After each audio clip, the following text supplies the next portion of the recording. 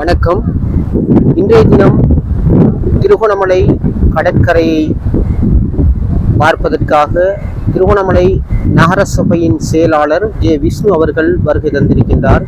குறிப்பாக உல்லாச பிரயாணிகளின் வருகையை அதிகரிக்கும் நோக்கிலேயே இந்த வருகை அமைந்துள்ளது. அதாவது திருகோணமலையில் பிரதான கடற்கரையை அழகுபடுத்தும் நோக்கிலேயே இவ்விஜயம் அமைந்துள்ளதாகவும் தெரிவிக்கப்படுகின்றது.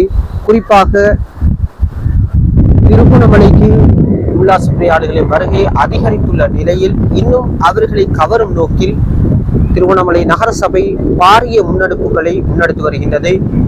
அந்த நோக்கத்தின் ஊடாக இன்றைய தினம் நகர சபையின் செயலாளர் ஜே விஷ்ணு அவர்கள் இன்று இங்கு வருகை தந்து இந்த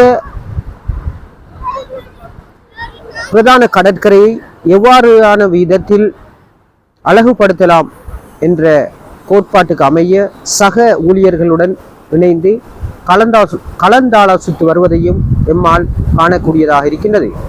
குறிப்பாக கிழக்கு மாகாணத்திலே திருகோணமலை ஒரு பிரதான நகரமாகும். அதிலும் திருகோணமலைக்கு வருகின்றவர்களின் அதாவது திருகோணமலைக்கு உல்லாச பயணிகளின் வருகை அதிகரித்துள்ள நிலையில் திருகோணமலை பிரதான கடற்கரையையும் அழகுபடுத்தும் நோக்கிலேயே இவருடைய திட்டங்கள் தற்பொழுது இடம்பெற்று வருகின்றது.